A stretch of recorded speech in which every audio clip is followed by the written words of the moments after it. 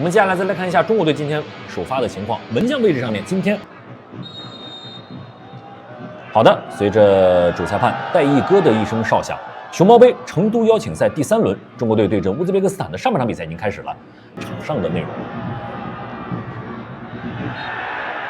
球员特点，包括他们在后续青训的培养上面，有几波人续上了。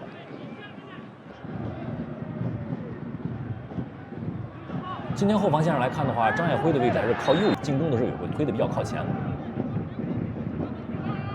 海鲁调整了一处情况，我们后续会反馈。然后我们直播间后续在U17的预选赛也会为大家带来直播，到时候争取解决这个问题吧。这个我还是替官方给大家说一声抱歉啊，咱们后续给大家转播的时候争取解决这个亚青赛的比赛当中，他们当时也拿到过冠军，那批球员也成为了他们后面国家队的主力的人选。哇，打到中间咱们的人手是足够的，很难能够真正的打出太大的威胁。今年打了亚青赛的20岁左右的球员是比较多的，你像朱鹏宇、蒯继文、毛伟吉元是03亚青那一波的。咱们今天的首发也是以U20为主，所以我上场直播就说到了，但我今天我直播之前能想到啊，有些人说乌兹今天是拿的U20踢的，咱们今天也是U20啊，咱们没问题。我看到弹幕里面大家的反馈就是咱们小红书平台。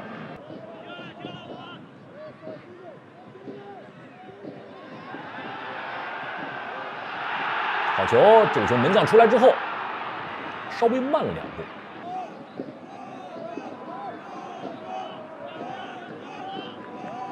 再看刚刚这个球，打完决赛之后立马来，上一场比赛有没踢？再往前塞，好球，左侧机会来了，看看中国队这波进攻，中间朱鹏宇到位了，给到门前。大概2个小时左右，咱们的直播回放就会在我的主页里面发出来，大家可以在直播回放里面应该有专门一个选项可以找到。就前2场比赛，如果想要去看回放的朋友们，也可以找到我们前2场的录播。锋线上面的海达罗夫。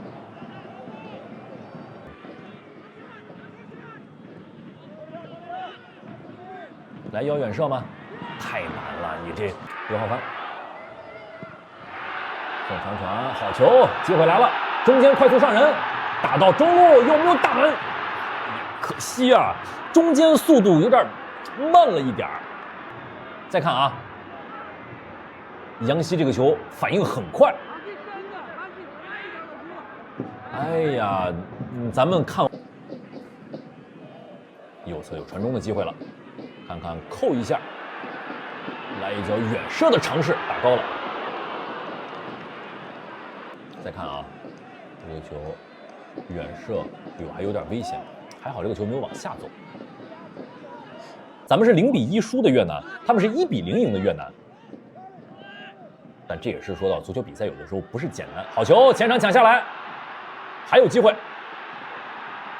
蒯继文再传到中间。哇，险些造成了对手的乌龙球啊！带的啊，他其实也是习惯性的压一压重心。再看啊，老蒯这个球员，我为什么个人也比较喜欢？就咱们这个熟悉我的朋友可能知道，就以前我有一个特别喜欢的国内球员叫蒿俊闵，现在反而咱们说现在不瞎搞，这2年的联赛，在这一届的这个带领之下，打的是有声有色的，年轻球员也获得了很多的出场时间。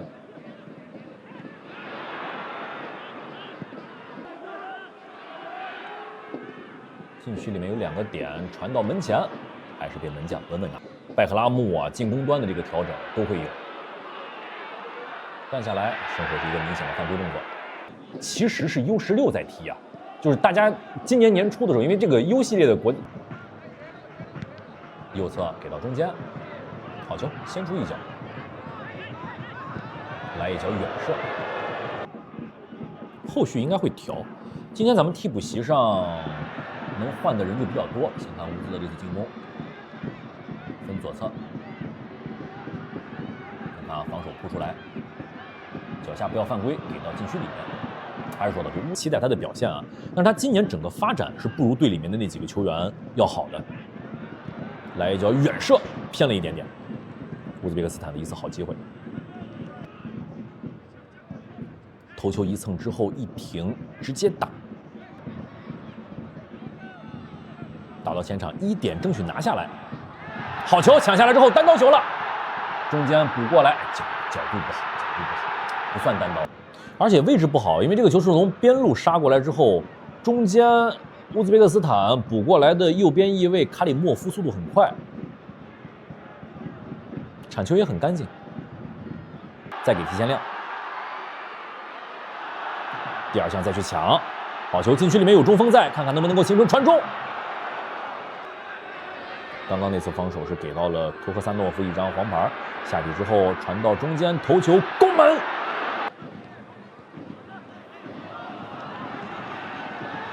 再给右侧，再给提前亮，禁区里面有点，来到禁区里面倒地了，看看裁判的判罚。长春队啊，今年虽然说在中超是降级了，但是如果关注长春队的朋友们应该知道，今年长春队其实拿到了角球发出来，再顶到门前，大禁区的边缘，机会又来了，给到左侧，中间要上人，朱鹏宇到位了，看看传中的质量，再去抢。对，场边大家也听到这个声音了，教练也在喊去抢。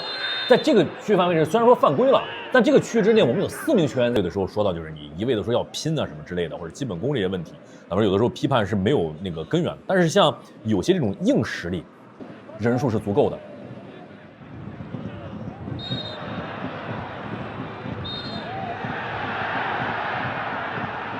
双方这会儿有点火药味了。哎，红牌！不是，咱也不能太 cosplay 西亚裁判吧？戴一哥直接给红牌罚下去了，是有恶意动作吗？不是，咱还得练兵呢，这怎么给红牌吧？是肘击了吗？看看啊，拉拽这个动作，第2下，哦，没有必要啊，没有必要。这第2，但是，哎。这个 clear you back okay 高老师给我讲出来这么个眼神啊，你拿好吧。你看啊，多打1人，乌兹别克斯坦攻到这个位置上面，人数太少了，起传中打到门前，好机会。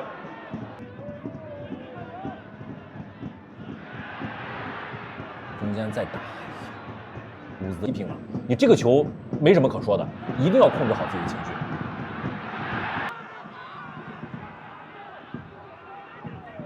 这个场景下面，你这个做法是影响了整支球队的后面的战术的发挥的。中间头球定在了横梁上，禁区里面，这个球吹了犯规。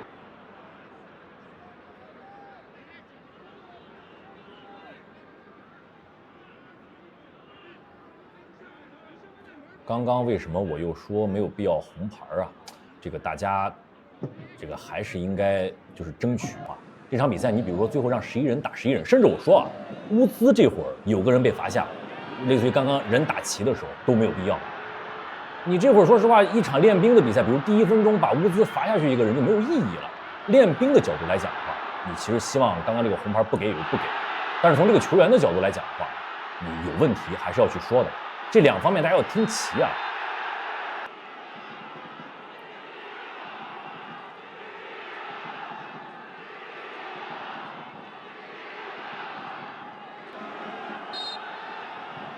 应该是要直接打门了，射门高了一点，打在人墙上。啊，你这个友谊赛或者足球比赛，这种起传中。